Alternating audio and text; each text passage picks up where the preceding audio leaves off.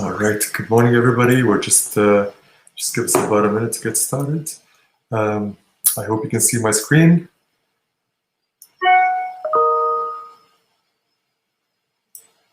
I cannot see your screen. Yeah, I can't see the screen either. All right. 1 second, please. Oh, so I think there's a pretty bad echo. So if you have headphones, or maybe you can turn down the speakers a little bit. Let's see. Let me try the headsets.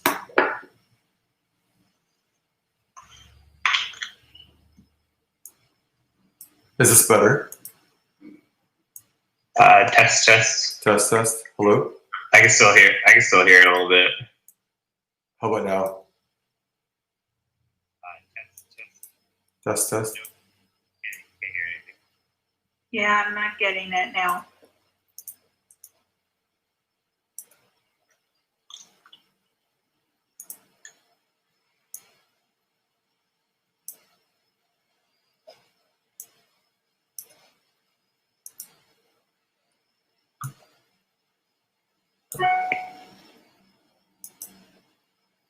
But you can see my screen now, right?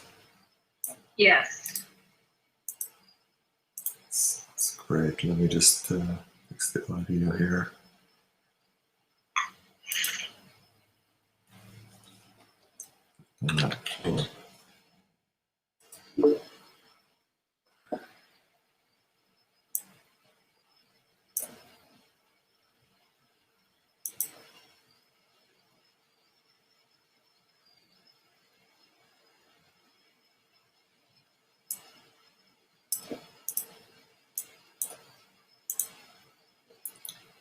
Okay, one more test audio. Can you guys, Heath, can you hear me? I can hear you. Okay, great. Yes, I can hear you as well. Okay, great. All right, well, it's 10:02. We'd like to get started. Good morning, everybody, and good afternoon, depending on your time zone. Well, the great news is that we do have more than 150 people actually on this call. I'm not sure, what platform you're joining from, but it could be on LinkedIn, or it could be on Restreamer, or the other channels we provided.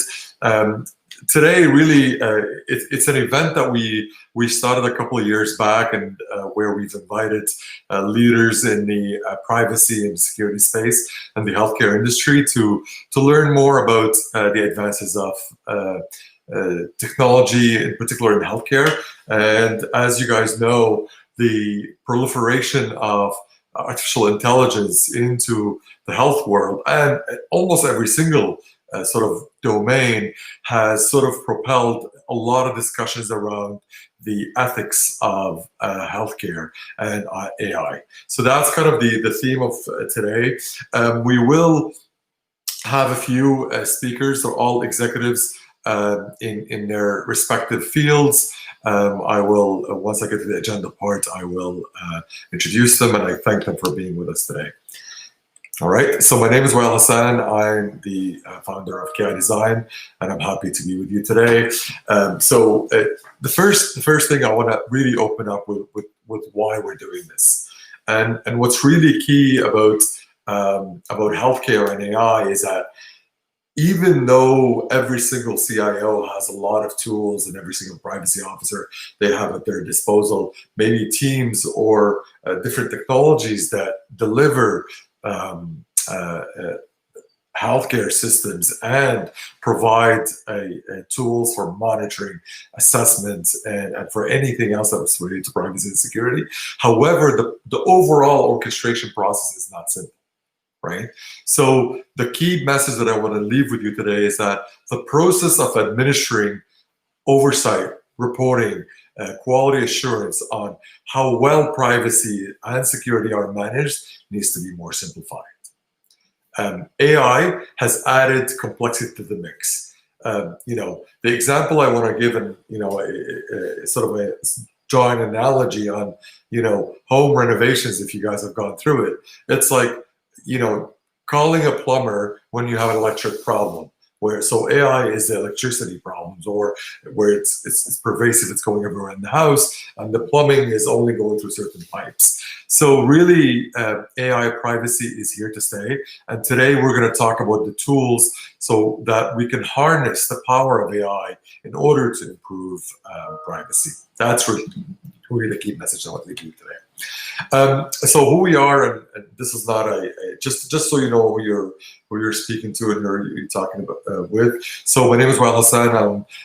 I call myself an innovator because I focus personally on creating technologies or solutions, be it in social media or in data science or in privacy or simply in innovation, that speak to answering hard problems. That's what I specialize in: fixing, understanding, and dealing with hard problems. And the way I do that, generally speaking, is by looking at the latest and greatest and try to get the cure from the problem, which is the case of AI. We are across Canada and the US, and our clients, from Doctors Without Borders to smaller clinics and whatnot. We have a variety of different clients, and the speakers also, they come with a lot of experience, and we'll talk about it once their turn comes in. That's who we are. Okay, so having said what the problem is, which is that how do we get AI to help in the privacy world? I want to sort of bring your attention to one key point that's often missed in this space, which is that privacy and security are really about maturity. Okay, that's a key point that people sometimes forget. Security isn't just about hacking or preventing hacks. Privacy isn't just about documenting breaches and following the legislation. The truth is that there's a maturity continuum, and it really starts from HR to with the people, to technologies and processes. So that's really important to establish as a basis. And the way I've designed, what I call the privacy capability maturity model is that you got to do these 3 steps. You make sure you have coverage. On the left-hand side, you see that you need to be able to cover all aspects of privacy and security. That's a key point. So if you're doing auditing, you need to be able to audit everything. If you're doing threat assessment, you also need to be able to threat assess everything. So that's an important aspect on how do you cover all your bases. And you cannot leave even one window open, because if there is one way open, then you're going to compromise your organization. And that's really an important aspect of coverage. The second point in the maturity, it's de-risking, and that really means you got to mitigate your highest risks. 90% of the breaches will happen to 90% of where your data is. So that's where people are going to go. People or hackers, or even internal hackers, they may, which are the biggest risks, as everybody know, they may try to access resources, but often enough they will try to focus on the biggest bang for the buck. Especially if they are remote hackers or the ones that are trying to monetize your data, they're going to focus on where the biggest gaps are. Okay, so some of the key features or the key technologies that can be implemented in that space is, from a privacy standpoint, how do you respond to access to information, right? That's a process that's sort of tedious. It takes a long time, and it opens up to your organization to a lot of questions. So that's something you want to mitigate the risk and automate that so that issue is mitigated. Second, and we will have a talk about this today, Shah will be speaking about this, which is how do you map and connect the data to the individual? And that's, again, from a privacy perspective, it's key in being able to know what data do you have on everybody, right? As laws like the GDPR come into play, it's very important to understand and map the content within your company, because first of all, you need to know what you're trying to protect before you even try to protect it. And that's a really key thing in being able to de-risk the situations you've got, and also use the data and lowering the risk. And also we will have talks today of talking about that, which is not only you want to get white hat testers and privacy folks to sort of do analysis on your systems, but you need to try to learn from the data you've got, where are the highest touch points? What do people look for? What are the areas of the data centers that often get served? So which means that somebody goes through them either out of curiosity or because it's a matter of habit, right? So you'll find is that the more you review and the more you analyze your data, the better you will be able to de-risk the issues. And last but not least, really, it's really about creating and reporting, creating reports that not only satisfy the senior management, but you need to also satisfy managers, right, staff, and the board. I think often enough we focus on reporting towards the executive, which is the chief privacy officer and the CIO, but I think it goes beyond that. Privacy and security are tools that are they're not easily understood. So what I encourage each and every one of you in your respective organizations is to be able to create reports that even tell individuals how well we're doing on security, right? I mean, people feel proud if your company is actually, thwarting attacks. That's really key. And managers want to know about the tools and technologies that are being used, right? That's another use case. And the board and senior management, they definitely want the assurances that you've got technologies, people, and processes that are mitigating risks. They need boards, for example, need reports on how well we're doing, right? What is our risk level? So again, to summarize this slide, really, privacy and security are on maturity continuum. You want to focus on technologies and services that are able to cover every single aspect of your solution. Then you will, more importantly, you will actually try to understand where your data is, create tools and technologies that will de-risk the threats that you have, whether they're internal or external. And finally, you need to be able to create reports that sort of report to the top and to the bottom across the organization, different areas, so that people are aware of the successes you've been having, the techniques you're doing, and any training or education that you are going through. Okay, so that's kind of what I would call the capability maturity model based on these three levels. Okay, so because we are in the innovation space, and by the way, I want to make sure that when I say privacy, I really mean privacy and security, but that's kind of the way, that's my view of the world. I'm sure security folks may see privacy as a sort of a subset of security. I mean, effectively, at the end of the day, I do really see them as working hand in hand, but under this label, I want to call it out as a privacy innovation. Three things about innovation, especially in the privacy world and the security world. Often enough, it's really about changing the question, right? So what do I mean by that? So let's take one example, which is access control, right?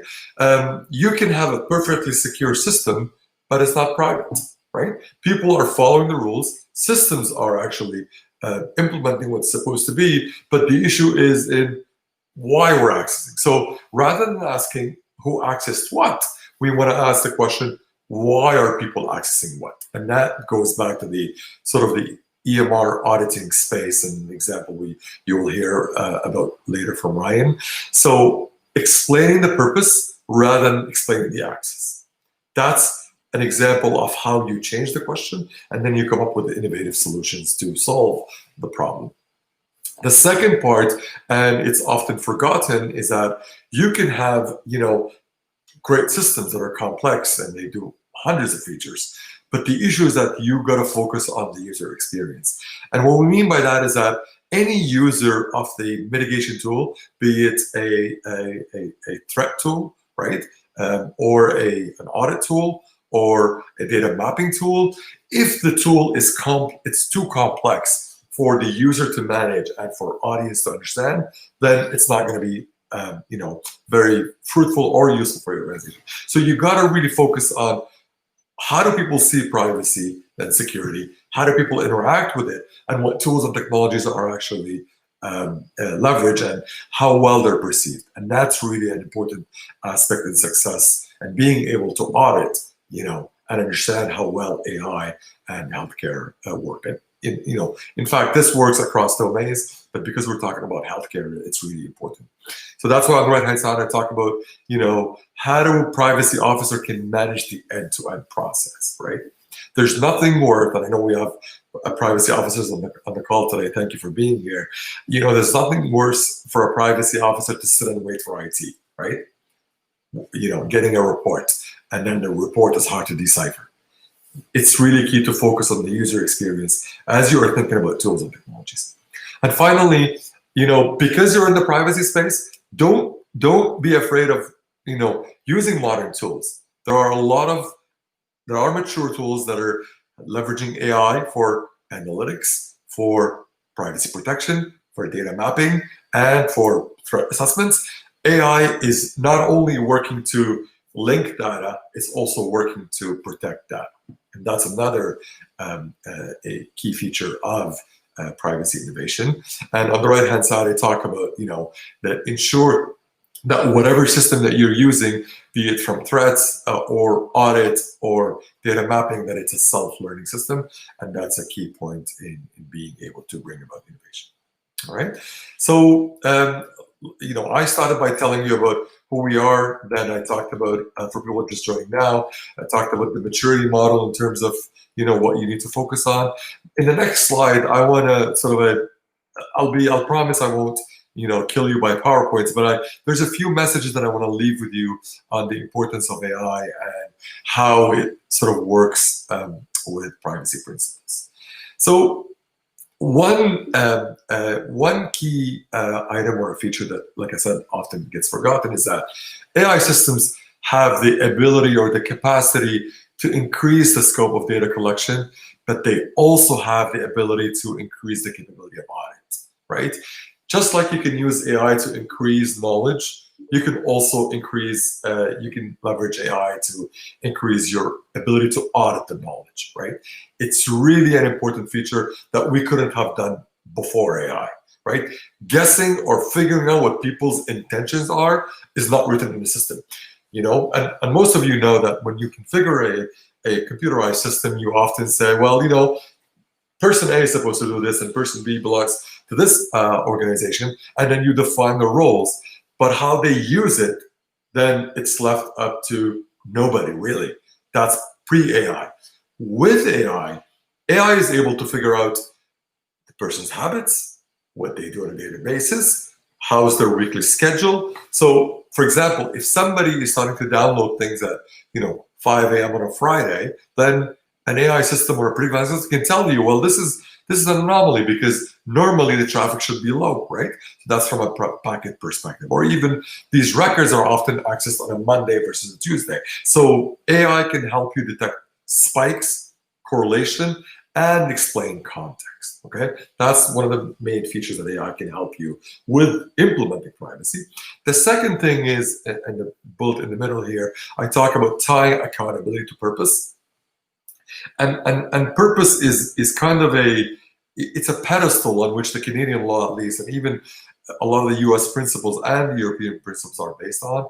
So what a purpose is, it's basically why you're allowed collection, why you're allowed the use or disclosure. AI can tie a set of events to a purpose. Computer systems that are rule-based or program-based, they're not able to do that.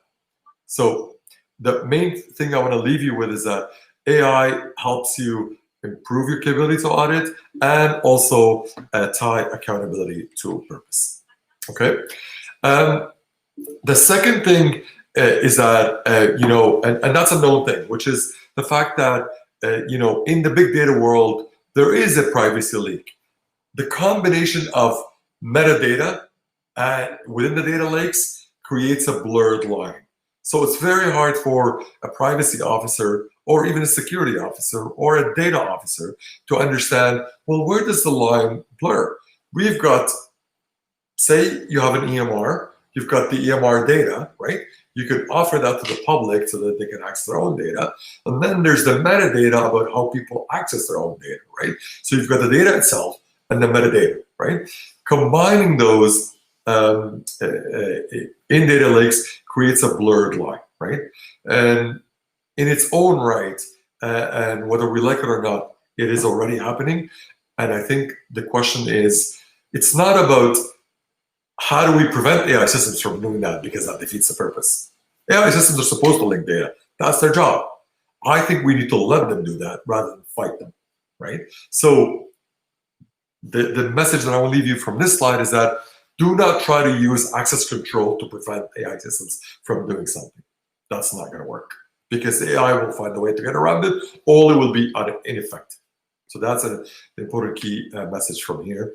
And I think I reiterate the same message here by saying that access control, which is, person A is allowed to access object B, is the old way of doing things. Access control can only address the problems of unauthorized access, right?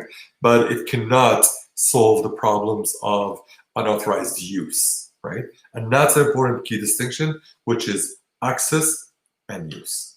In healthcare environments, most of you and all of you know is that within a hospital, almost everybody has access to everything, because there isn't a way where we can prevent, nurse A who works in 6 different places to kind of limit her or his access to a specific area. You can't do that in healthcare, right? It's very tough.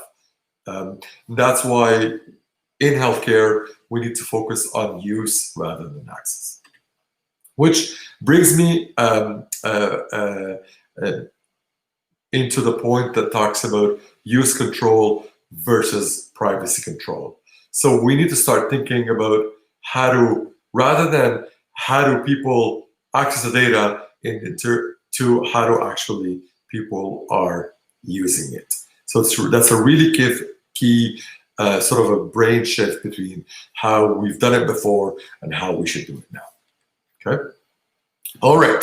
So what I've done today, I did start by talking about the problem. And again, as a reminder, is that the problem is that AI is here to stay. AI is linking data across the board. The tools that we have today are actually simply based on access control mechanisms. The tool that we have today are creating, I don't want to call it a chaos, but it's creating a complex environment in which privacy officers are not able to manage the continuum, or the security officers that can do end-to-end. So we need to think about 3 concepts, like I said earlier, which is how do we cover all of our data and issues? How do we de-risk the main important points? And how do we report on them? Okay, so today, and I've got amazing speakers that I'll introduce in a second, and they will be talking about, well, how do we implement data mapping, right? That's a key factor, because that can be automated using AI. How do we automate access to information requests? How do we do threat analysis based on the latest in the COVID world? How do we do predictive analytics in healthcare environments, and how do we use large data sets for contact tracing? Okay, so those are the 4 use cases that we'll be talking about today. So next speaker will be Sean Mullican. Sean Mullican works for a great company that has great products that are in the AI space and that are focused on privacy. I mean, in my opinion, I believe that security AI is probably the very first, and I think the most important company in this space, because they are truly using AI to solve privacy problems. Then we have Heath Adams, who is an amazing innovator in the world of mitigating risks. A gentleman has a lot of experience in the military space and in preventing threats.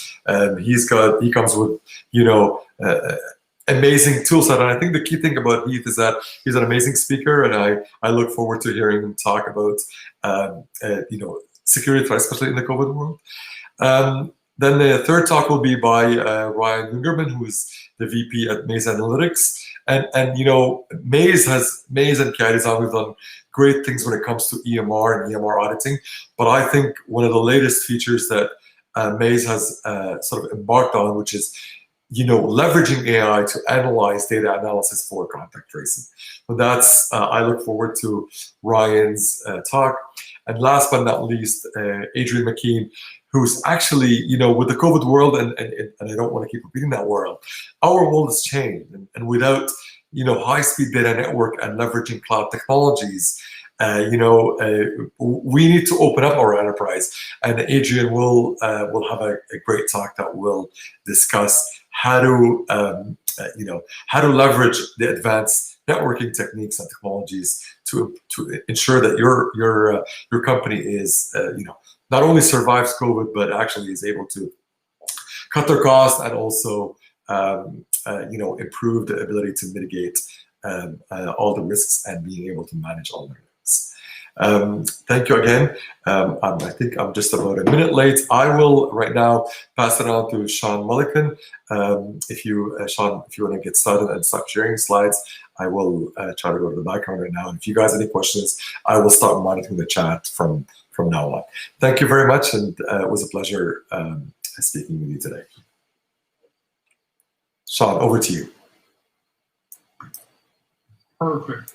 Dr. Hassan, can you see my screen okay? I can see your screen. Thank you very much. Oh, beautiful. Okay. Well, perfect. Well, I appreciate the time. To reiterate some of the points you made. I don't know if you can hear that. Is the echo bad on your side? It's a bit choppy, but keep going. Okay. Let's see here. Okay. So what I'll do to start off with is a little bit of background on just kind of who we are. We want to cover this topic called data intelligence, driven privacy and protection. So a little bit of background on us. Security AI. We've been fortunate and blessed to kind of get some attention in the marketplace. We've been helping customers, providing solutions actually in the market for a little over a year, although we've been around for a year and a half, almost two.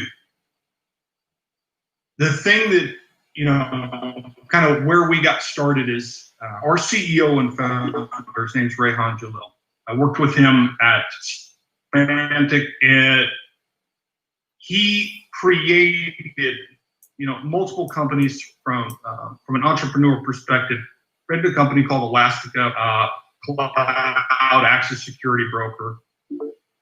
It was later bought by Blue Coat and then bought by Symantec. And at Symantec, he's a man who's an executive leading all of the cloud technologies as well as data protection and the DLP solutions at Symantec. And he was hit with a GDPR request. Well, the challenge was, here's a man who has access to all the controls for the company, all the different BUs and personnel, and it was extremely extensive. It took a tremendous amount of time, and when the dust had settled and he had responded to that consumer request, there was always that question in the back of the mind: was it even accurate? Did we get the consumer's information back to them? And did we provide everything we should have? It was extremely manual. And he's like, and that's kind of when the wheels started turning for him. It's like, there's got to be a better way. Well, given the fact that he is an entrepreneur and he's kind of gone down this path a couple times, that's where Security AI got started. Now, the nice thing that we have around 200 employees is that the bulk of our employees, probably 180 plus, are on the data side, engineer side, data scientists. That is our background. Given the fact that these same folks have created and developed, some of the market-leading technologies around data loss prevention and CASB that I mentioned earlier. So just to kind of set the scene of kind of who we are and our background with a very strong data understanding. Now, data intelligence, it is absolutely fundamental. It's the core set for any privacy protection as well as security program. You know, as a company, we have a privacy ops platform today that automates a lot of the privacy workflows, but we need to reinforce those privacy programs and offer additional value for privacy officers, along with folks within the org across security functions, CISOs, governance, CIOs, etc. We are offering new capabilities for, you know, for the audience, for security, and we have to help customers understand how their data is being protected and then enable controls. You know, again, this kind of goes back to Dr. Song, what you were talking about earlier. It's like, how do we leverage AI to make life easier for customers? Remove manual effort, remove some of the sticks and the roadblocks, so we can get back to, you know, our core capabilities and free up time for the staff, because that is the, you know, this is the common challenge that I hear day in, day out, you know, whether it's for in Canada, in US customers, Europe, APAC, Brazil, it doesn't matter. These conversations we're having, it's how do I remove manual complexity? How do I take away, you know, stiction, and actually improve my visibility so I can, you know, I can do my job at a higher level and help out. Now we see, whether it's data privacy, security requirements, you know, these are the things that we constantly are helping customers with and trying to solve, leveraging the tech. You know, it's obviously, it's whose personal information do I have? What actual sensitive information do I have on that individual? Where is it stored? How much personal data do I have? You know, what is the risk? What is the legal basis that we have this? And then you kind of look at it through that security lens, and you also get into the governance. Okay, how are we protecting it? Who has access to this? You know, how are we monitoring it? And again, constantly monitoring, you know, the risk of that particular data. And we've got to, again, we're looking at everything through the lens of how do I solve challenges for more than one folks or the organization. I've seen this come up in I don't know how many conversations here in the US where I'll speak to a privacy officer. It's like, I have these specific challenges that I'm trying to solve, but I have huge challenges, but I need to get budget from other folks in the organization. And so with the lens that we're looking at things, we're helping customers, we're helping privacy officers and you know, whether it's general counsel, CISO, et cetera, kind of bridge the gap a lot of times between teams, because we're able to solve challenges that affect different people in the org, maybe for different reasons, which is in turn making their life a lot easier. Now we talked about the challenge with data. Everyone on this call, I'm sure, completely understands this. Is that the sprawl is tremendous. It's exponentially growing. So we've got to be able to handle these challenges, whether it's on-prem, in the cloud, on-prem data stores, cloud data stores, SaaS applications, data warehouses, data lakes, you know, human and machine generated data. Especially with, you know, the good and the bad with technology today is it's very easy to, you know, spin up data assets and data applications on the fly. And it's changing constantly. So it's great, but it's also extremely difficult then to understand where the personal data is, manage that risk, do right by the consumer with how exponential data is just growing in each company that we speak to. So it kind of begins with if I take a step back, when we talk about AI-powered data intelligence, it begins with detecting your assets, not just on-prem, but also in the multi-cloud, such as AWS. So example, databases, data warehouses, SMB cloud, Redshift, etc. Once we've discovered assets, discover identity, data identifiers within those assets, kind of stitching together all the personal data to the user and the individual with something that we call people data graph. So take a step back just for a sec. One of the things that is unique to us and our approach is that very thing that I just mentioned. It's, okay, I have this personal data over here, but who does it belong to? I need to fully understand that, and I need to be able to understand that in a way that is not a manual effort. Because of that team that I mentioned that we're blessed to have internally, the data scientists, et cetera, we're able to give that to our customers. Where is the data? What is the risk? And who does it belong to?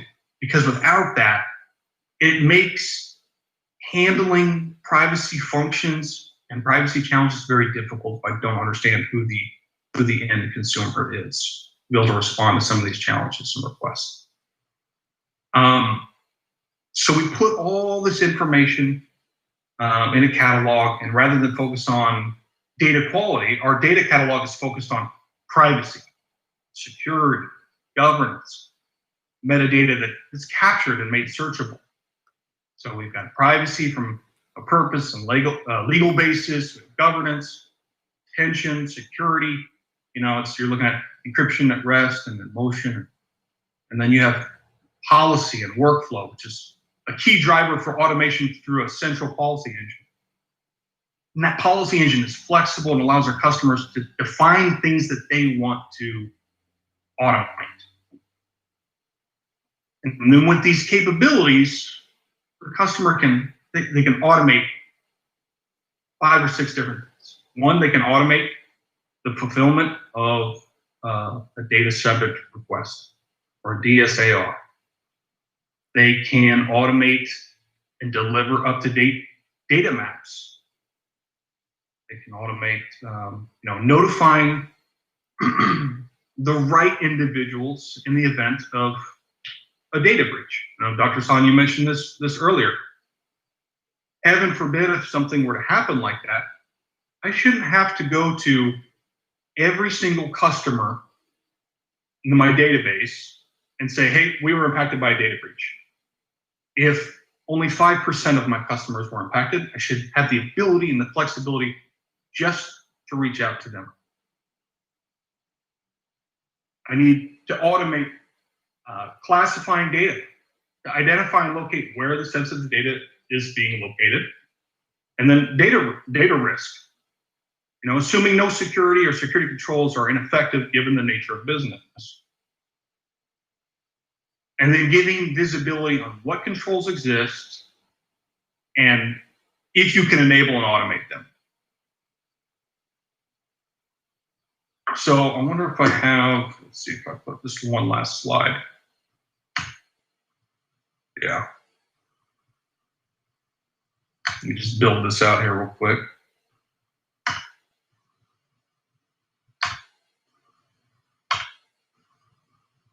So we look here in the center, what I mentioned earlier, this is that people data graph. Again, understanding the data and who it actually belongs to in the environment. Once I have that understanding, then I'm able to automate these other functions. So top left, being able to respond to data subject requests, being able to put in a truly meaningful consent management program, and having those workflows built into the system. Breach notification, we mentioned, if something were to happen, I want to only be able to notify those that were actually impacted, not my entire customer footprint. Assessing my vendors, assessing the people that I do business with, and are they good custodians of the data? Are they taking privacy seriously? sometimes for my customers, who they do business with, and who wins their business. This is an important piece. Internal assessments, PIAs. Now, how do I automate this? How do I get away from spreadsheets, Word docs, and move into, and again, how do I remove? You look across all these modules here, kind of the platform, so to speak. How do I remove 90% of the manual effort across the board? And then last but not least, obviously, is that the data control and the inventory, understanding your assets and what's in there. So again, this is just, high level kind of snapshot, who we are, our approach, how we're leveraging a data understanding, artificial intelligence to remove complexity, to remove manual effort, and to bring more value to companies, privacy officers, governance and security folks alike, to solve some of these tremendous challenges that we see around, data privacy regulations globally, regardless of where that customer resides, and regardless if they have a global footprint. We need to be able to solve the challenge. We need to be able to make their life easier, because unfortunately, the regulations we see, and we see this often here in the U.S., they're popping up left and right, just even across our states. Obviously everybody saw, we had CCPA in California, have other states with legislation on the books. So we've got to be able to solve these challenges across the board. And last but not least, you've got to do it in a way that doesn't break the bank. I've got to be able to solve these challenges, with manager or director level approval. So I'll leave you with that. I appreciate your time. Thank you so much for letting me kind of walk through where we're at, how we're helping customers. But Dr. Hassan, I'll turn it back to you, sir. Thank you, Sean. It's amazing. And I do agree with you, and I think you hit on every single point that a lot of the security and privacy officers and information officers are dealing with. I think the slide that you just showed really embodies how security AI, in fact, actually did look at it and how to use AI to fix AI problems, right? To fix the data problems that we've got. So thank you for that. Yes, sir.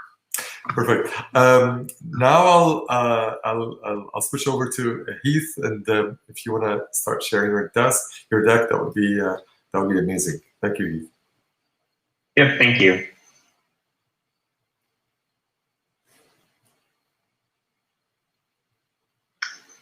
All right. Can you see my screen? Yep, I can. Thank you so much. That's great. Go ahead. Awesome. Hello, everybody. My name is Heath Adams, and today I'm going to be talking about the security threats that we're facing during COVID-19. So quick, who am I? I am a husband. I'm a hacker by trade. I'm also a military veteran, having served in the U.S. Army. I am also a gamer, sports fan, animal dad. I used to actually be an accountant, and then I found cybersecurity and found my true passion. Day to day, I am the CEO at a company called TCM Security. So we are a boutique consulting firm focused on cybersecurity and ethical hacking. We also do traditional cybersecurity work, such as risk assessments, gap analysis, and other types of compliance work.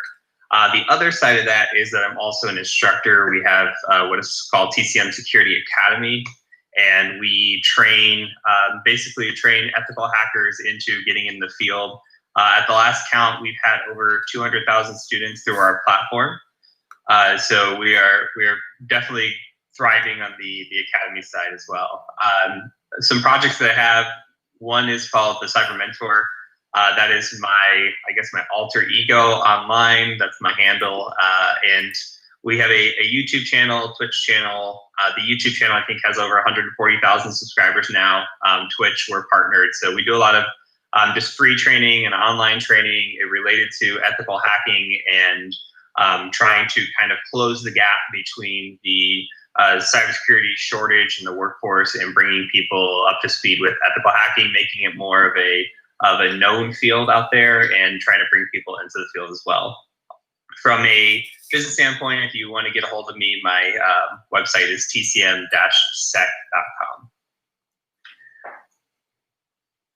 So I wanted to just talk, I only have 4 slides today, I just wanted to talk about the potential threats that we're seeing in this COVID-19 space. The biggest one is with everybody being on lockdown or that work from home environment, we're seeing a big switch to the use of VPNs. And VPNs come with a lot of threats on their own, especially if companies weren't used to using them prior to COVID. Some of the big things that we see are security misconfigurations. So we're talking no multi-factor authentication.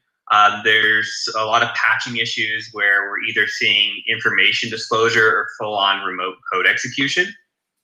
And another big thing to point out too is when we talk about data breaches and hacks and everything else, historically, it's always been the user being the weakest point. So if we think about data breaches and we think about having the best network that we could possibly have, we have all the things that we want in place, we could still hack into a network if we can convince a user to allow us in. And that hasn't changed whatsoever. I think that risk has actually increased with people working from home, with the potential of help desks not knowing who's who. It's different than being able to walk up to somebody at their computer and talk about an issue if there's on site. And it's different knowing people face to face when people might be calling in and doing like a phishing attack, or there might be phishing attacks against these organizations.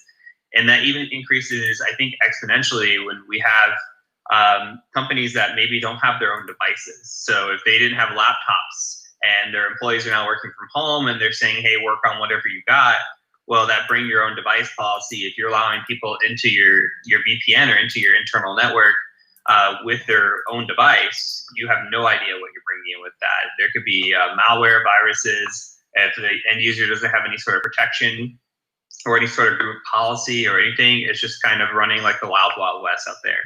On top of all that, there's also denial of service attack potential. So if you're running you're running on a VPN, you don't have the infrastructure to support that VPN, it's possible that you can be brought down and lose time, money, and work done on that. On the other side of that, we're also seeing delayed patching and response. So if people aren't in the office, they might not be catching the attacks happening in real time as easily. Same thing with the patching. It's a lot harder to push out policies and implement features if everybody's not on your network or in the office. Another thing on top of this is when people are losing their jobs and they're out of work, we see some people turn to criminal activity, and some of that criminal activity could be actually being a hacker. So we're seeing an increase in hacking activity because people are looking for some sort of financial gain. That's really the big reason why people hack. That's usually the most common reason. That's why people hack into organizations. It's always for financial. I think 60-70% of the time it's financial motivator. In the healthcare space, it's even bigger. So there's that risk as well with people being out of work and having financial motivators, that either there's the insider threat or there's more people just turning into hacking in general. And then lastly, exposed facilities. So if people aren't on-prem or they're not on location and there's less people there, it's a lot easier for an attacker or somebody to walk right into the building, get to the network closet, and do what they need to do without a lot of eyeballs watching them. So now would be the time, if you're trying to do some breaking and entering, to get into network closets and such, that this is more of a opportunity than before. And what we're seeing is still, there's a lot of commonalities, and I'll kind of talk through this actually in the next slide, but during COVID so far, we've actually pen tested 3 hospitals, and I'm bringing the hospitals in because I know that there's a healthcare audience here today, so I kind of want to talk about the healthcare space and what we're seeing. From an external standpoint, so I'm going to talk about this from external and internal type of pen testing. So external means that a hacker is sitting on the outside of the network. That could be somebody in another country. That could be somebody who's just motivated to attack you from their house. It really doesn't matter. Just the point is that somebody's trying to break into your network from the outside. One of the common things that we see, and one of the common ways that we break into networks from the outside of social engineering, we're going to take that off the table for now, is we take advantage of data breaches. So if you think of any of the big data breaches from the past, like LinkedIn or any of those other ones, we take that data and it's often posted online. So people will take the hashes and they'll crack the passwords and they'll start applying usernames and passwords to these credentials. So we have a full set of data. And we can go in and say there's company XYZ. We can search for company XYZ in our database, find what users have been in a breach, and then start trying to apply those passwords that we find for those users on logins for those company websites, those corporate websites. So that is called credential stuffing as an attack. And we'll take that and we'll try to stuff those credentials that we already know and see if we can log in. The other side of that is what's called password spraying.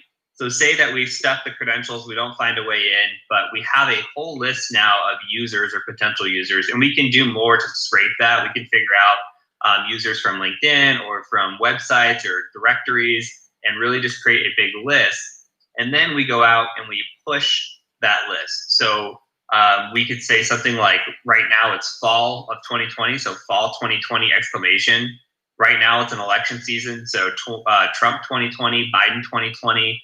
All these weak passwords that still meet policy are permitting us entry. And the issue there is that we go back to the VPN or to the critical services. There's no multi-factor. There's no two-factor authentication, nothing on those. So when we're logging in, we're seeing sensitive data or we're gaining access directly to the network. So I've seen social security numbers, really sensitive client or patient information. There's been all kinds of stuff that we've encountered just from that, on top of being able to be inside the network of hospitals from a remote location, which is scary in itself because now you're talking about medical equipment and potentially being able to do damage.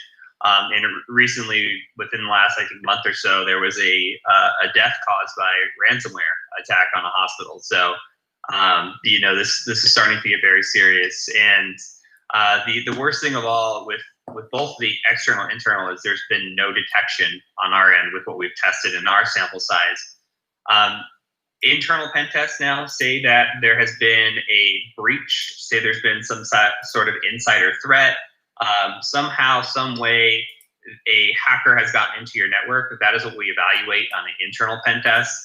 And again, we're seeing the similar with their weak or reused passwords. If we're doing that credential stuffing or password spraying, that's one option. There's also weak configurations that are quote unquote features for Windows, like Active Directory environments, which most environments are on. So what we're seeing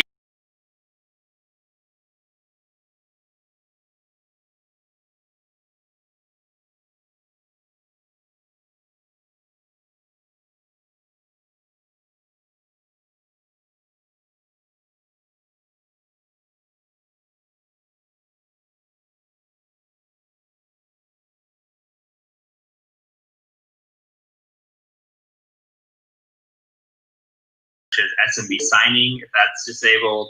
If there is curb roasting or weak service accounts, we'll get there too. But a lot of times, all we have to do is get onto one machine, and then it's kind of easy to navigate around the network. Especially if we can dump hashes from a computer, we can look at those hashes, and a good majority of the time, especially we're seeing in hospital environments, their help desk teams will take a password, and it's typically a weak password. But if it's a local account, we don't even need to know the password, we just need the hash. But they'll take that password and they'll use it for every computer when they set them up. So every computer will have the same local administrator account password, and then all we have to do is pass that around the network, and we're gaining access to every single machine. And we're taking down domains like this, we're taking down domains with weak configurations.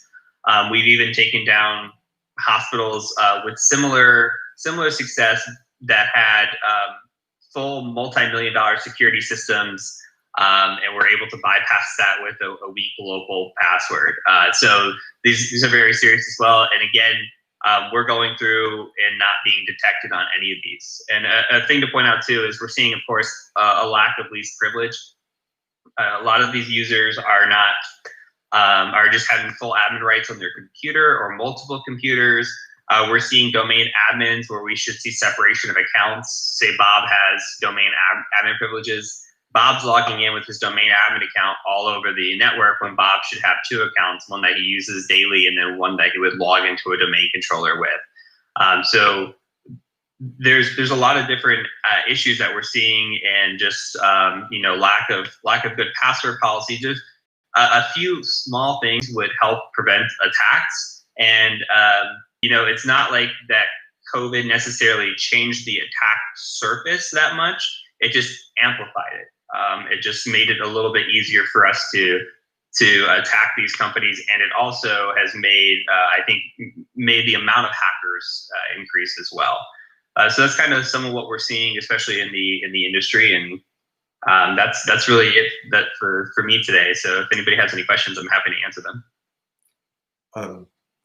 Thank you, Heath. I do have a question, and I think you may have touched on it, but I do want to maybe talk a little bit more about it, which is how do you, what has COVID changed? Like, what's changed through COVID? Obviously, a lot of people are on, more people are working from home.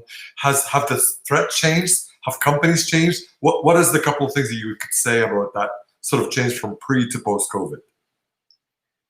Yeah, so the biggest change, again, is what I'm seeing is just that move to the VPN, and a lot of companies not understanding how to utilize it. I think a lot of companies weren't used to a work from home environment and weren't sure how to operate from that standpoint, especially in the mass that there is. And now in this landscape that we're in, where there are so many people unemployed, and there's so many people looking for work, that the financial motivation of these attacks is just escalating. I really think that's what we're seeing. And from a medical standpoint, from a healthcare standpoint, financial motivation is one of the biggest. And insider threats is already, I think, one of the largest, if not the largest, across the industry. They have a bigger insider threat attack surface than most industries. So I think that's just amplified by the need for financial data or just financial motivation, and more people now that would not even consider doing this in the past are moving to this just because of their being out of work or etc. Thank you so much. Now, do you think that budgets have changed? Do you see a little bit more awareness from CIOs and CSOs across the board in that the importance of mitigating and white hat testing? Has that changed at all? It's coming back. I think for a while there, we were actually seeing a decrease in testing if somebody did not have a purpose, or a company did not have a purpose for testing for a compliance standard or some specific reason. Now that things are settling and we're kind of getting back to work and the economy is establishing a little bit, I think that we're moving and we're seeing some more seriousness back again from the security. But for a while there, honestly, a lot of it stopped unless there was some pressing issue to make it push forward. Appreciate that. Thanks so much. I just want to check in if our next speaker is here. Ryan, are you on?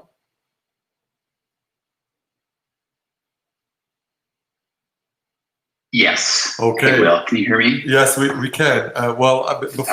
Before I pass it on to you, I really want to thank Heath Adams, and if you have not, do subscribe to his channel, to say the least, because I think he's one of the most, as a security advisor, he's one of the people who provides the most amount of information for free, and he's always helping a lot of and he's got a great audience and a great sort of YouTube channel. So do follow him and keep up to date in terms of the advice that he always gives. And the next speaker will be, so thank you, Heath, for that.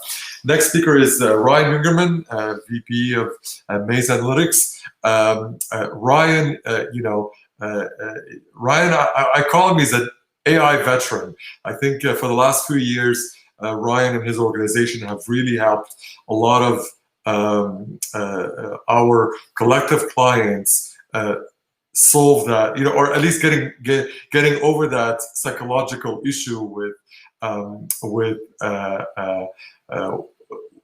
AI, right? So Ryan, I'll pass it on to you. I know you have a lot of good slides, so I want to give you some more time than I could. So please go ahead, share your slides, and we're all ears. Yeah, so well, I'm actually, I'm sorry, I'm having trouble sharing my screen, so we might need to, perhaps we can, I can email this to you very quickly and maybe you could share. Oh, sorry about this. No worries. Okay. Calls with that. So perhaps take a 2-minute break. I can email this to you real quick and you can share it through your screen. Oh yes, okay. Go ahead. Yeah, you can do that.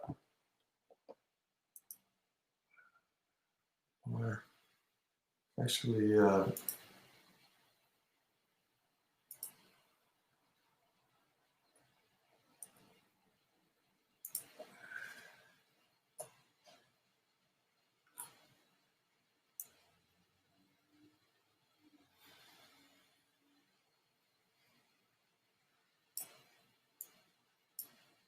again, thank you all. Sorry, we're just waiting until I get the slides and I will share them.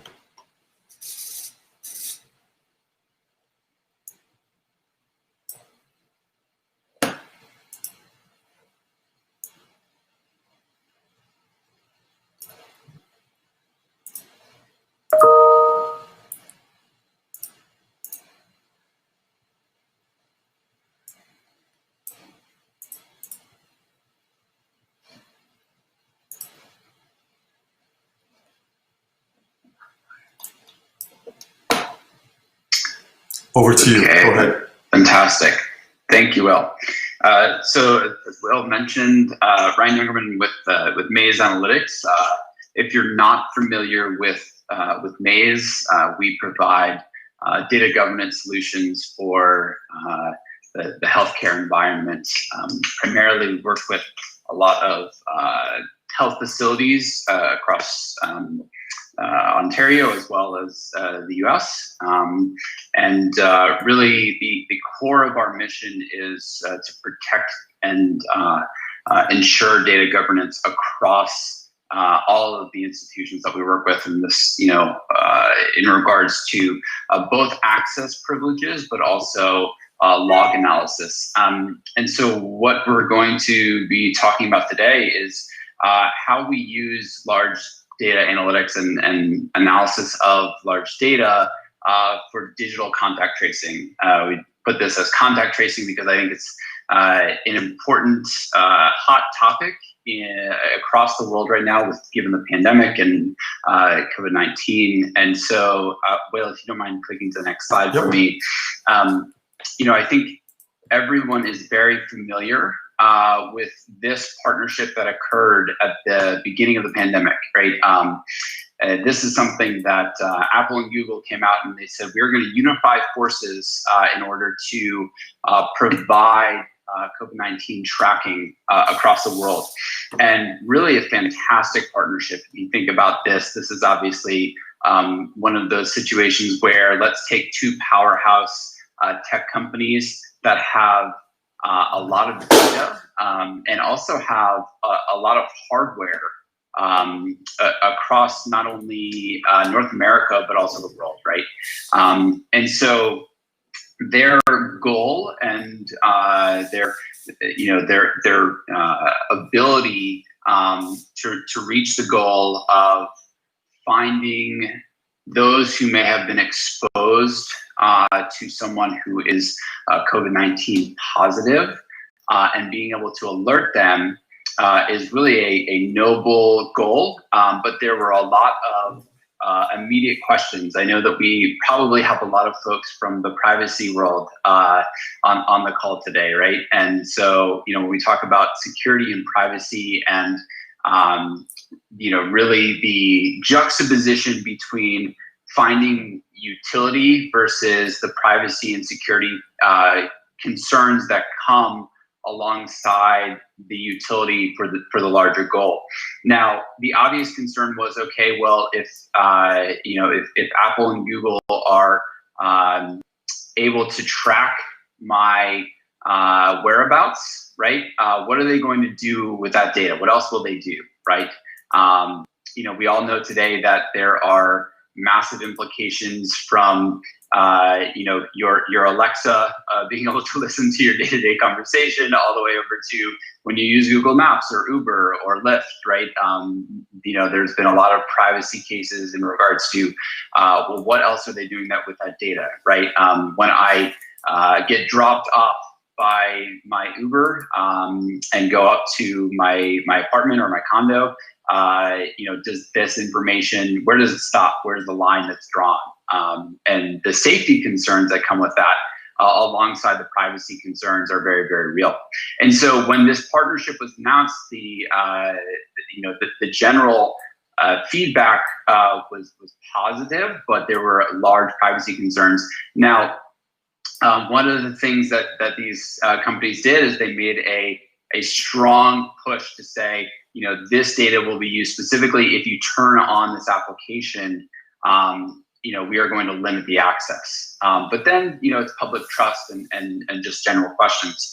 So at Maze, we are actually in the business of creating aggregating a lot of the logs, not from the world, not from the public eye, but really from specific in healthcare environments, as I mentioned. And so we looked at this and we actually said, beyond the privacy concerns, there are a couple of other challenges that we see with large tech companies trying to do this, even with all the hardware that they have out in the real world. So, Will, if you don't mind clicking to the next slide for me, some things that you may have not thought about with this, as we talk about the challenges.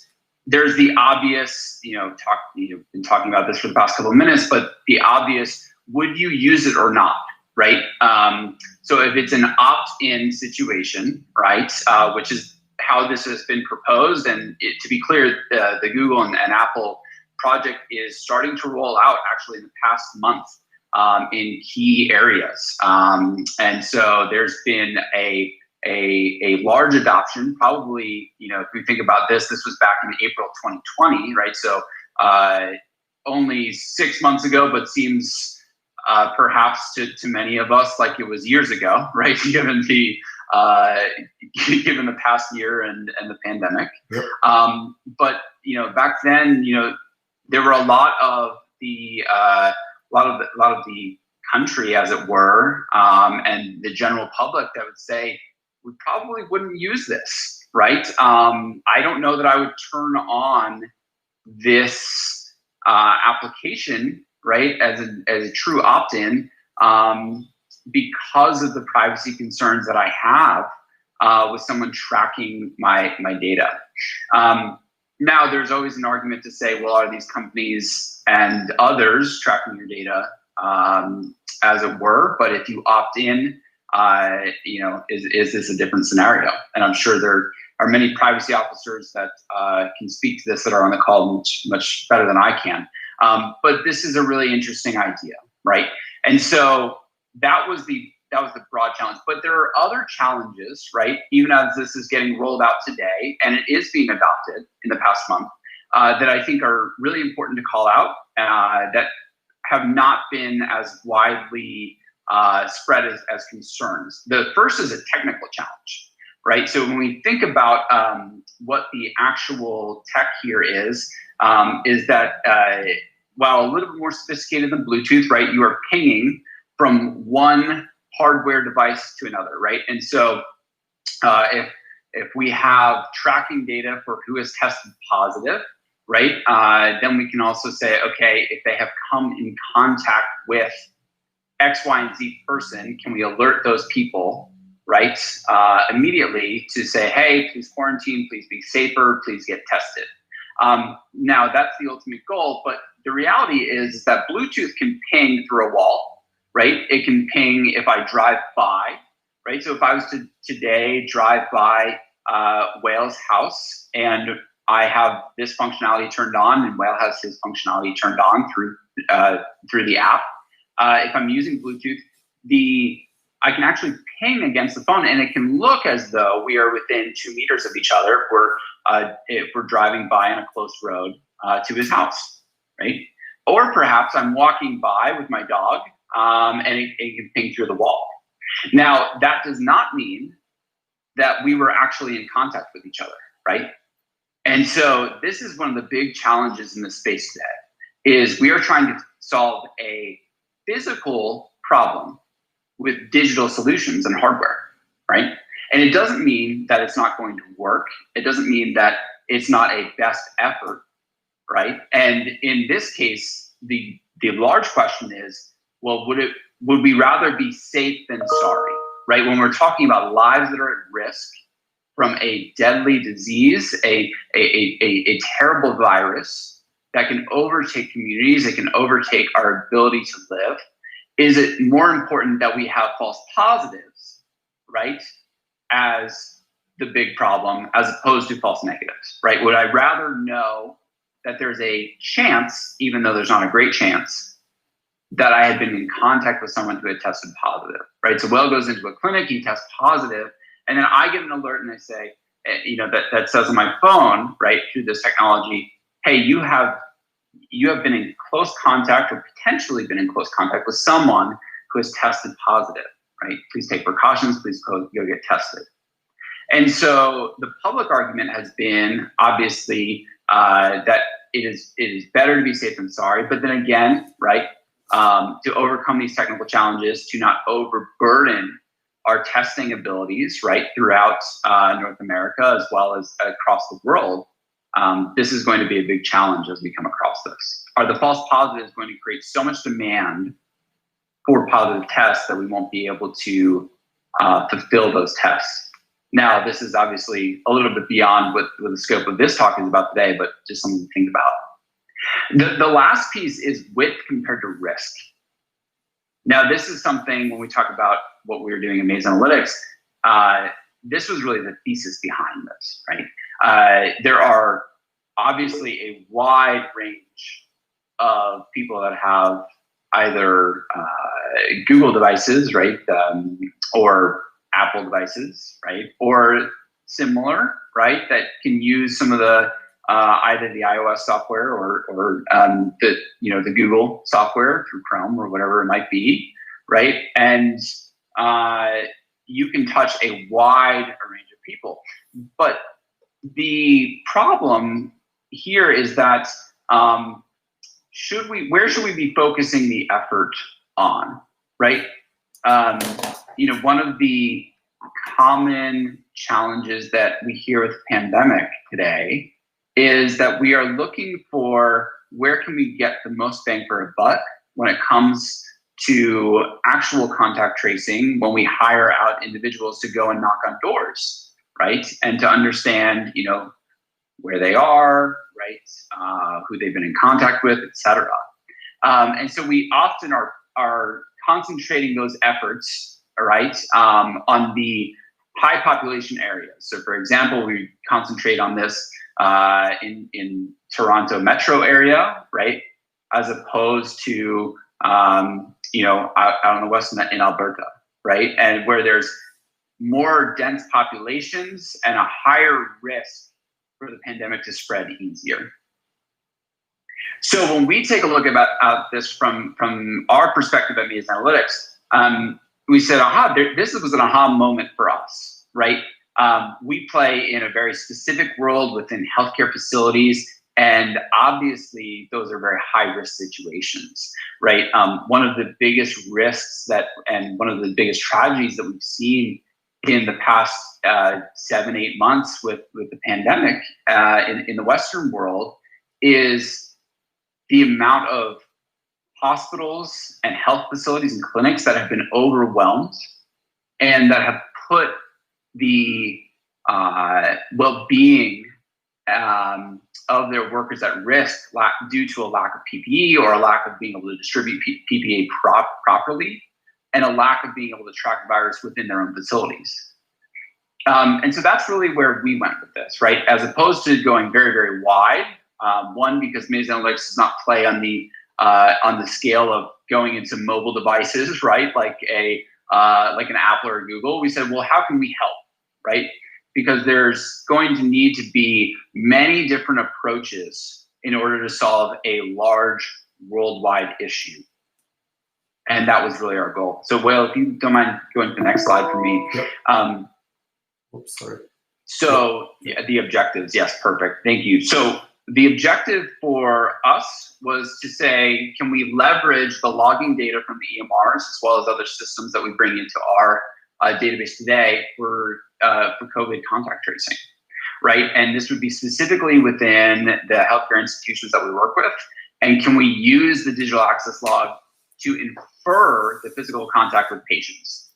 Now, again, very similar to the Bluetooth problem, right? If I'm just looking at the digital access log, so for example, a digital access log would be, right, if I am a nurse and I'm accessing a patient's record, right, within the EMR, it's likely that I am involved in that patient's care, and it's likely as well that I had direct contact with that patient.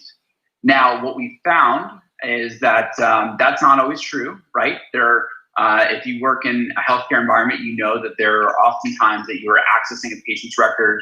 If you work in the operational side, if you work, if you're a rounding nurse, right, where you're not actually directly in contact with the patient, but you might be subbing in and helping somebody else. And so we found some metadata to actually be able to find, not only are we looking at access, but also the encounter information between the specific employees and patients, and being able to understand better when a digital access becomes physical access. And we'll get into that in a little bit. But ultimately the goal as well was to help identify asymptomatic spread. Asymptomatic spread within our healthcare facilities is one of the largest challenges that we have today, right? If we think about this, it's very easy to provide PPE to the COVID-19 testing unit, right? But what about when someone comes in for a broken wrist and they are showing no signs of COVID-19, and that unit does not have the resources of PPE that others do, right? Because they are deemed lower risk. And we find out later that one of their patients tested positive for COVID-19 and the virus was present, right? How do we notify those employees? So, Will, if you don't mind going to the next slide. Yep. Actually, yep. So when we take a look at this, there were a couple of things that we wanted to do. One was, can we just bring in the general understanding of who has tested positive for COVID, both on the employee side as well as the patient side. And there's often this crossover in our healthcare systems where employees become patients, and some of our patients are actually employees at our facilities, right? And so protecting the privacy of them, that's a really critical piece, and something that privacy officers have been dealing with for the past 8 months, right? Of understanding, okay, when does one of my employees become a patient, and when is one of my patients actually an employee, and what restrictions do we need to put in place on their record? Not something we're going to talk about today, but I know that resonates with a lot of privacy officers that are on today. And so when we take a look at this, we generally wanted to grab statistics in regards to total COVID positive tests, right? Just getting basic analytics in place for our partners, but as well as being able to highlight the employees that have tested positive, and then being able to track back to who they've worked with, as well as the patients that they've seen, et cetera, right? And so what we're actually doing is we're saying, okay, this employee has interacted with these patients, and these patients have tested positive, right? And so there's a number of things that you can find here. The general aggregate COVID search of just who are my employees that have tested positive, right? And then who are my patients that have tested positive. We do this typically on a rolling 14-day period. And the goal is to be able to allow healthcare systems to pass this information down in a succinct manner. So, well, if you also go to the next slide for me, that'd be fantastic. So when we talk about this, though, the asymptomatic spreading is really the key idea that we need to focus in on. So the order of operations is very key here. If I am an employee and I access a patient's record, right, they may have not tested positive at that time of access. And so I may not be wearing PPE, I may have not taken as many precautions. But can we alert the employees, right, of, hey, you access a patient's record, you may have been involved in their direct care 2 days before they actually tested positive, right? Please go and get tested, right? Please let us know if you have been in contact with anybody else. And so again, when we talk about this with versus strategy and high risk, we find this to be the high risk situation, especially when it comes to spread, right? And when we talk about this, the whole goal is to curb the spread, right? And to make sure that those that are in higher risk situations are alerted of that. And so providing this data back to the employees, especially at a point where they don't necessarily think that they had been exposed, right? And being able to send them a quick email or alert their manager is a key piece of what we're trying to do. So, well, if you go to the next slide for me as well. Then we bring this back, right? Because we have the physical access problem versus the digital access problem, right? I mentioned we used not only the digital access log, but also encounter information. One of the correlations that we found over analyzing billions of access data is understanding that when there's a direct encounter or notation within the patient's record, there's a higher likelihood that there was a physical interaction. And then we actually tested this as well with a number of institutions where we had them send survey data back out to the physicians as well as the nurses and other staff members, right? And to be able to analyze, okay, were you within 2 meters at the time of access to a patient? Because this is the key understanding that we need to know to better the model, right? If we can model out, okay, these are the types of employees at a given institution that are higher likelihood to have the direct clinical interaction, right? Then can we build the model to learn on itself and to understand, right, through machine learning and artificial intelligence, that this is a higher risk situation than others. And so the survey data allows us to then inform what is a higher risk access, what is a higher risk role, what is a higher risk department. And this then, all of this data can then be routed back to the hospital administration or the clinic administration to then be passed down to employees and to better inform where we should be putting our resources to fight COVID-19. The last piece, and well, if you click forward, is what we are looking to do is actually leverage potentially some of the Bluetooth technology, right? When we think about going back to the original problem that we stated with the Apple-Google relationship, if we can leverage this data in accordance with the audit log data and the accesses, could we then build a better picture of what's going on, right?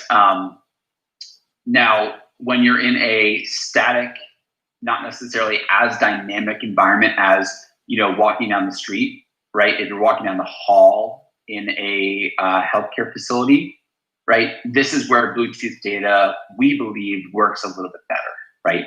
Can we use the badge tracking? There's also sanitation devices, right? That you can swipe to show that you have you've sanitized your hands.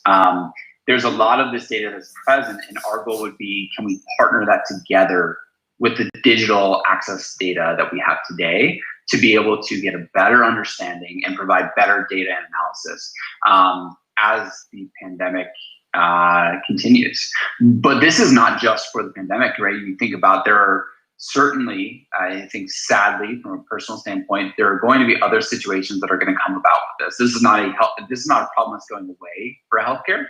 But if we can allow healthcare have some of these tracking devices, both from a digital, right, the access log, a physical from the Bluetooth, right, or potentially even leveraging our phone data, does that allow us to have better analytics and a better understanding of where we need to put our resources over a given period of time, and to be able to curb whatever the pandemic is at that time. And really, this goes back to a protection of our employees, a protection of those who are on the front lines battling a truly terrible situation that is worldwide right now, right? And if we can do our part, our goal is to do our part and to be able to provide some of the analytics that might help save lives, and ultimately also allow healthcare organizations to protect their employees as well as their patients in a concrete manner. The last piece is really in regards to, can we build a bigger, better prediction model based off of your access patterns? This goes back to the survey data, this goes back to the encounter information, and getting a better risk prediction over time, right? The more data that's fed into these models allows us to better predict based off of who the person is and who they interact with and their schedule, to be able to understand over the long-term period what other folks might be at higher risk and where breakouts are occurring in a more real-time manner. So that's really it for myself today. Feel free to send us an email, info@mazeanalytics.com. I'm happy to take questions as well, and I appreciate everyone's time and attention. Thank you, Ryan. This was really amazing, and it kind of really ties in with what Sean started talking about at a higher level, how you did that data mapping. What you actually showed is really how the data itself can be aggregated and analyzed to produce a sort of a useful feature, and in this case it's COVID traceability, and that's really where the key, how can intelligence helps you in not only in privacy but also in uncovering analytics that are that will help in safety and protection. So thank you for that. The one question I have for you, Ryan, today, and again thanks for being here with us, is how do you think, like you work with organizations across Canada and in the US, like when you're mentioning AI and predictive analytics, what is the customer hesitation usually, and how do you guys deal with it, generally speaking, when it comes to customers say, well, I don't know about AI, well, like they usually have concerns. Can you tell us a little bit about that from your experience? Yeah, absolutely. I think I think that there's a real hesitation to trust the machine, as it were, right? To do large data analysis and point out trends, but also to make sure that we're not uncovering false negatives within the data, right?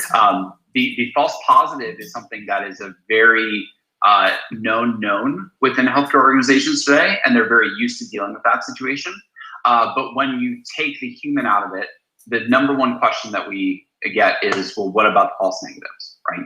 And so this is why, from our standpoint, one of the things that we're most proud of with our technical expertise and our organization as a whole is being very, very transparent about what our models do and what they don't do, and what data is being put in and how the analysis works. So everything that we do for our company is it's actually based in research, and you can actually read the analysis in regards to what are the data inputs, what is the model actually doing, what is the correlation, and then how do we come to the decisions. The other piece that I think is really important when this comes to privacy and security and compliance is really understanding how we loop in the organization to really set their policy in regards to what we are going to do or not do. And what I mean by that is the machine can make a lot of decisions for you when it comes to highlighting risk, whether it's within COVID tracking or whether it's in privacy or security incident management. And so our goal is to allow each organization to model and set their own policy to inform the models directly within their risk factors. each organization that we work with has a different set of risk factors and risk tolerance. And the ability, we think, should lie within the leadership at each organization to make the best decisions and to utilize the machine learning in a way that works for them, as opposed to potentially coming across false negative situations where the machine is making decisions outright and not looping in the leadership of each organization. No, absolutely, and actually, when I reiterate that in what Ryan says, that white box approach or white box AI is what you need to be looking for, because there are, unfortunately, there are some situations where our AI providers, they do mix. And that's not allowed in Canada, by the way. They do mix data from multiple clients, and they do analytics from multiple organizations. That's usually, that's one of the things that you want to be very careful about. So if you, as a CIO or a chief privacy officer or security officer, you need to sort of read the fine print. If the AI, I mean, we love AI, we're all for it, but when the AI crosses the boundaries of linking data that is not number one from outside of the enterprise or from other enterprises, that's when you really go into the red zone, at least specifically with the GDPR and with PHIPA and with all the Canadian laws. You cannot just be mixing data from multiple and creating analytics, and that's why it's important when you're looking for an AI technology is to look for something that's called white box. And like Ryan said, you're able to, first of all, learn what the algorithm does and how it decides, right? That's really, really important. So again, thank you, Ryan, for a very exciting talk. Our next speaker, Adrian McKean, and like I started introducing earlier, is that in the COVID world, having people working from home and needing to rely on the networks much more often, right? I'm not an expert in this, but I heard, articles and content talking about that people were upgrading their personal or their home networks because there's things at home so much. And if they've got kids that are, in the teens and the 20s, they're trying to talk to them about, well, when can you play a game so I can work? So there's a lot of stress definitely on networks, and Adrian will talk to us about the corporate perspective and how to leverage cloud technologies to sort of reduce the risk and cut the cost. Adrian, over to you. If you want to share your slides, please go ahead. Yeah, so thank you very much. Unfortunately, the request control button is missing. We're obviously having a bit of a technical glitch here, so I don't know if you want to just run the slides for me, same as you did for Ryan. Okay, I will do that. Just give me a second. I will bring them up. So we'll take a minute break and then I'll show them.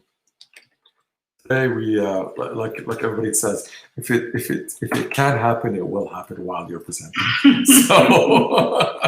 So I appreciate everybody's patience with us, and even the restreamer sort of had issues because we're getting a lot of people connecting, and for some reason it wasn't permitting a lot of good folks. So we will, just as a heads up, we will be either redoing maybe the same different formats, but we will be redoing this content and re-inviting you for this sort of an event like this. Let's put it this way. Okay. Perfect. All right. Here you go. Over to you, Adrian. Thank you. Again, thank you for the great introduction, and I'd certainly like to thank everybody for taking the time to join us today. And certainly to the KI design team for putting this event together. I'm looking forward to future events as well. So just really quick, a little bit about Capta-Cloud. So we are a sales and consulting organization that works with multiple premier technology partners. We assist enterprises in not just the healthcare industry, but retail, manufacturing industries to implement solutions that allow them to create very productive and effective environments that help manage their costs, all while allowing them to be offering superior customer service and driving revenues for their business. So I'm going to talk a little bit today about UCaaS, or Unified Communications as a Service specifically. I do have one slide on SD-WAN, and if we have time, we can share that, or we can do that at another time. And I'm also going to keep the discussion to the benefits of what UCaaS can do for an organization rather than the technical aspect of it. Certainly, if anybody has any questions technically, you can reach out to me on LinkedIn at the Capta Club page or at my personal page, and we'll set up time to answer your questions and get you the information that you need. So let's talk a little bit about healthcare and UCaaS. So, certainly UCaaS has been in healthcare and has been around for a while.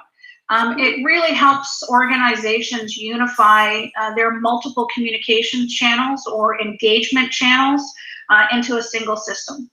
Obviously, the results are a more streamlined and lower cost operations, as well as improved or enhanced customer care. And that one is really important, especially since we've entered the pandemic. As we have all experienced in our personal lives, seamless experiences will increase customer satisfaction, and they automatically build trust between the customer and the provider. So we certainly want to help organizations find the right solutions, and a UCaaS solution can do that. Cloud-based options can help mitigate the process burdens or the negative customer experience. And ultimately, that makes the customer journey a smoother and more cohesive one. Next slide. Okay, so let's talk a little bit about the landscape. So pre-pandemic, and working with healthcare organizations in the telecom and data networking field for over 20 years, what healthcare organizations have told us is, what's important for them are resources and costs that can be scaled and flexible. They need to be able to increase and decrease those resources based on budgets, based on their occupancy, based on what's happening at a government level. So that flexibility is key. They also want to have access to their customers and obviously, or patients. And, the more access they can have, the better service that they can offer. Certainly, management of ongoing care and continued engagement with their patients and their customers. And again, the overall customer experience. Certainly entering the pandemic and COVID, besides those things that are key or important, we also have some additional factors that are incredibly important. And those are remote workers, remote care, and remote customers or patients. The medical and healthcare industry is trying to do as much that is not in person as possible. And that can make providing a superior or a customer delight experience difficult. Certainly recouping and regenerating or reactivating revenues is also of high importance. When COVID hit and you've got organizations that are having to downsize or eliminate positions due to budget constraints, it's important to try and make sure that you're optimizing what solutions you use to, again, regenerate or reactivate those revenues. COVID has also, put proactive outreach to to customers and patients as a priority. We need to be proactive to make sure that we're getting the right information into the hands of the individuals and also our partners that healthcare organizations work with to make sure that their customers are ultimately safe. Again, all of that drives towards a more enhanced and positive customer experience. And I'm going to talk real quick about AI, just in terms of what the customer or patient journey might look like. And a lot of that happens at a triage level. So certainly being able to integrate AI into your UCaaS solution and your communication channels allows you to collect and triage a customer's wants or needs or concerns in advance and then store that data so that as a provider, you've got access to what's important to your customer base, and it allows you to provide that continued care or more enhanced engagement at a much more superior level. Okay, next. So how does UCAS satisfy some of these requirements? And I'm not going to go into great detail into all of these, but I am going to point out a couple that are certainly real key since COVID has come into place.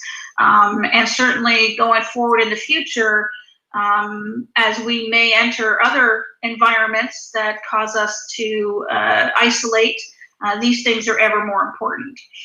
So single call and single number. When you as an individual are trying to reach a doctor or a specialist, or it can even be somebody through a wellness center, and even right down to your local gym, sometimes you have multiple numbers or multiple access points that you are trying to reach your providers.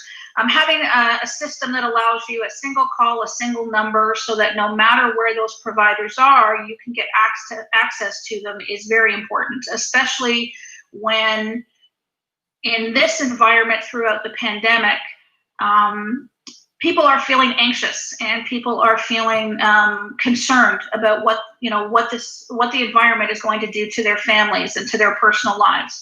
So having that one number to call, and as a provider being able to offer that, is definitely key.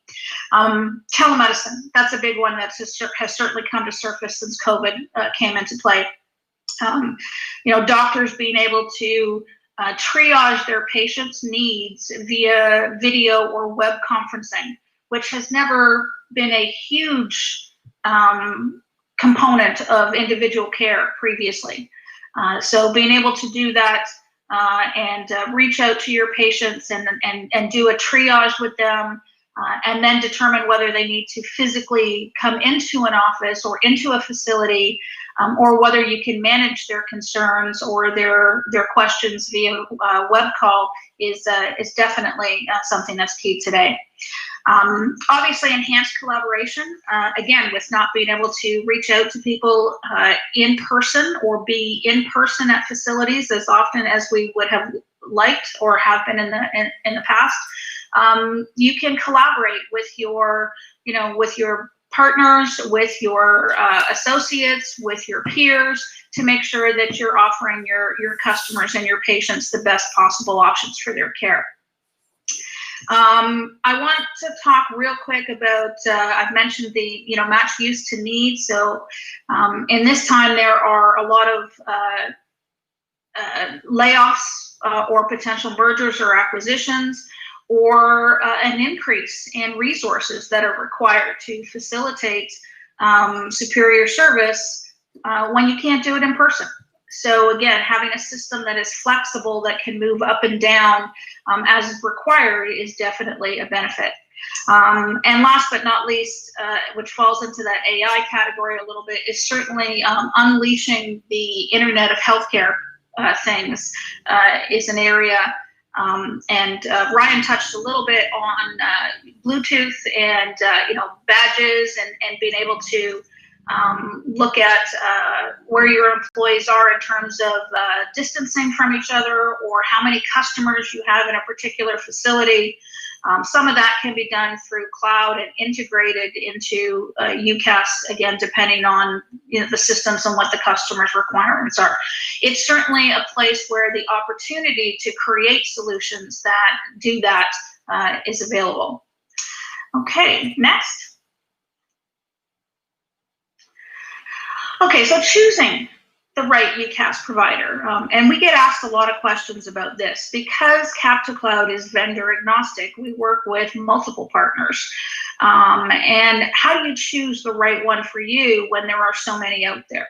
So certainly, how well will a given provider or a solution integrate into your current organization? What does your infrastructure look like today? And maybe what preparations do you need to execute in order to implement something that's going to be successful and also resolve your issues? One that is certainly incredibly important is, does the provider meet and exceed any data privacy or tracking standards? Obviously, with PHIPA or HIPAA or both, depending on which side of the border you're on. Do you cross border? What are the regulations? You want to make sure that you're working with a partner who is mindful and knowledgeable in those, in those restrictions or in those regulations, and that they're also PCI compliant, depending on what your requirements are. So that's certainly something that you want to look at. Does the provider offer integration with your multiple channels? Can you do video conferencing? Can you do messaging, mobility? Can you switch from your desk phone to your cell phone easily and seamlessly? You want to make sure that your provider has the ability to offer you those assets with anybody that you choose. Also, is the provider somebody who is looking towards the future? Nobody ever expected that we would be in this pandemic at this time. So what does the future hold?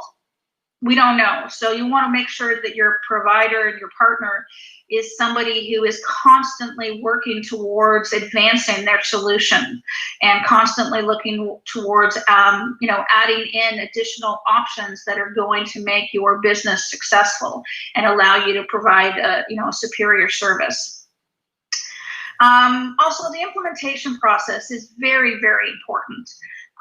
One of the big concerns is, how is implementing a UCaaS service compared to what I have today going to impact my business? Or, is it going to create downtime? Are we going to be able to schedule it so that there's a crossover between what you have today and something new? So certainly understanding your provider's implementation process, and does it suit your timeline? Does it meet your requirements? And also setting the expectations for what the measurements of success are. You want to make sure that you and your provider are on the same page so that there's no misunderstandings later as you go to implement the solution. Okay, next. So this is some information. I mean, as I said, Capital Cloud is vendor agnostic. However, we work with many of the premier UCaaS providers. And this information, this slide was actually provided to me by one of the partners that we work with, Vonage, who is already doing these types of implementations with healthcare organizations and life and sciences organizations to make sure that doctors and patients can have virtual telehealth and things like consultations or pre-op and remote visits can happen in advance of being in person. Certainly post-op home monitoring. And they're using these UCaaS systems to be able to communicate with their customers and use multiple channels to ensure that their customers and patients are getting the best care possible. Fitness and wellness is certainly something that, as we all know, in certain hotspots here in Ontario and other areas around Canada, you've seen local gyms or wellness centers who have been shut down, and that impacts their ability to communicate proactively with their customers. So, again, when they are open and having a good UCaaS system allows them to make sure that they're working with their customers proactively to ensure their safety in their locations. Education is obviously another one. So these are all proven uses, and they are absolutely expressly more important today than they have been in the past. Okay.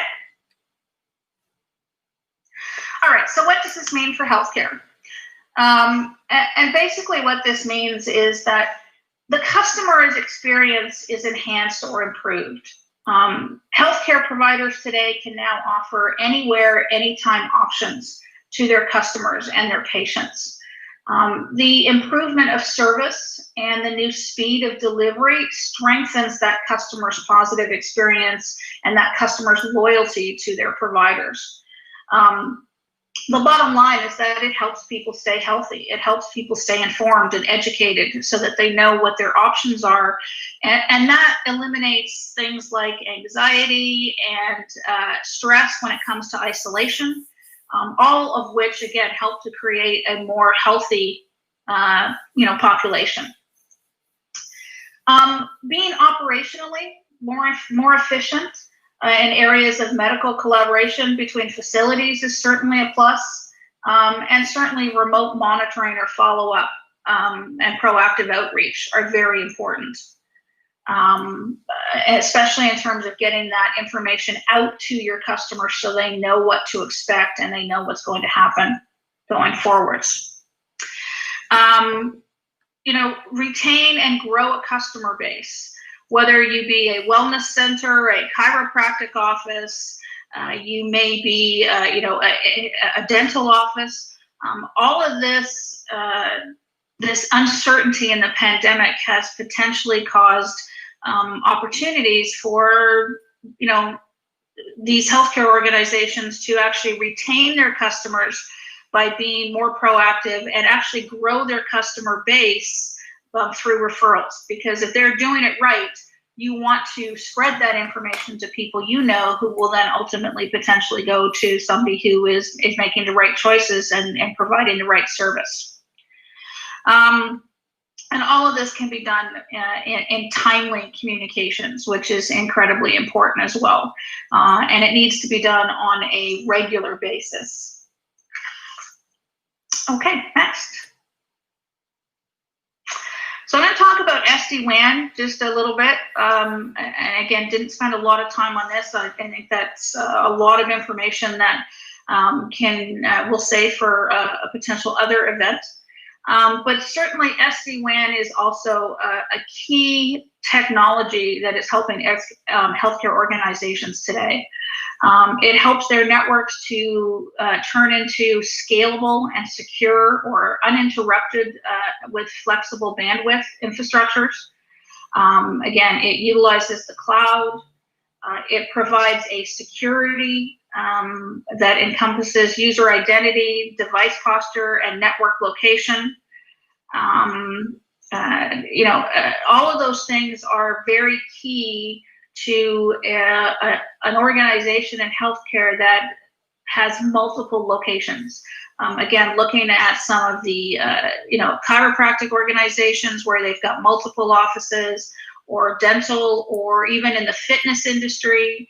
SD-WAN is a service that allows them to manage their costs and yet increase their ability to provide a better network for their business. And that ultimately, again, goes towards superior customer service and providing superior customer interaction and engagement. Okay, next. So lastly, again, how does Cap2Cloud help?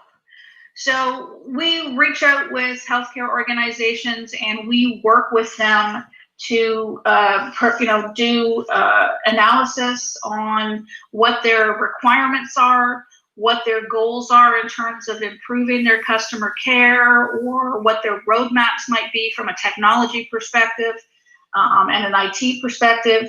And again, because we're vendor agnostic, we then work with our multiple partners to offer more than one option.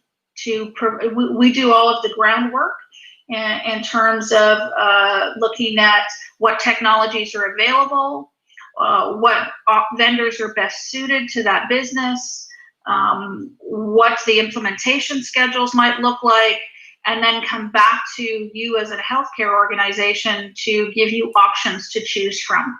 And then we'll help manage that relationship and facilitate bringing in the experts both at the technical level, billing level, customer care level, to make sure that you're confident in the choice that you've made for who your new partner will be for something like UCaaS or cloud networking or SD-WAN. So basically, we help navigate executing these technologies so that you can focus on what you do best, and that is really running a superior healthcare business. And that is it for me today. Again, I want to thank everybody for joining, and I certainly want to say that I am excited about future events, and please feel free to contact me via LinkedIn, or you can reach me at adrian.mckeen@cap2cloud.ca. If you've got any questions, I'm more than happy to meet with you directly. Thank you, Adrian. That was really fantastic, and I think I do really have a question in terms of the trends that are coming up. I mean, I know you already addressed this, a part of it in your slide, but I'm really curious about, is there like a new feature or a new technology that everybody's asking for? Like, is it VPN, or are people trying to buy? What are people trying to buy at Molecule? What's the trend these days when it comes to securing the communication from Yeah. home? So I mean, certainly, I mean, UCaaS has been around for a long time, and it's certainly not in its pioneering days.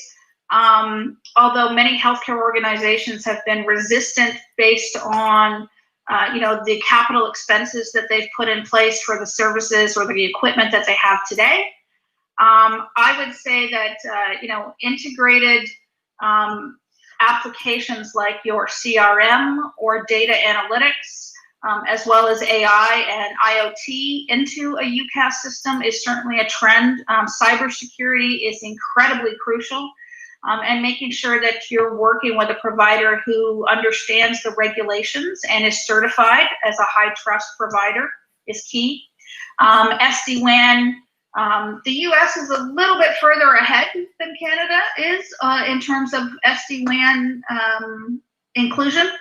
But we are certainly getting there, and that is absolutely something that's big. And then obviously with 5G coming, that's going to potentially impact both of those things in terms of making them even more effective and being richer solutions that allow businesses to derive revenues going forwards and basically differentiate themselves from their competitors. No, absolutely, and I thank you for mentioning 5G, because I think maybe in the future we'll have a talk about this, and we'll invite you based on your expertise, because I do know that will change a lot of, at least it may not change how we do things, but it may change how well we do them, right? So I think the capacity of the data is going to be quite intensive. So thank you so much, Adrian, and I appreciate your time and putting in it. I want to leave everybody by a big thank you. This was an amazing group of people. I want to apologize because many of you had problems with the streaming service, and so like I said, we will redo this again, maybe in a different format, or but certainly we will follow up on people who signed up. We will send you the slides.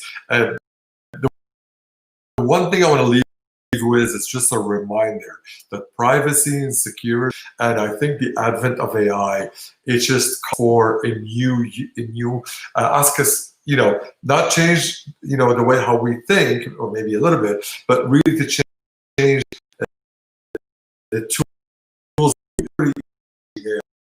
to solve problems. Today we talked about how we cover all private community.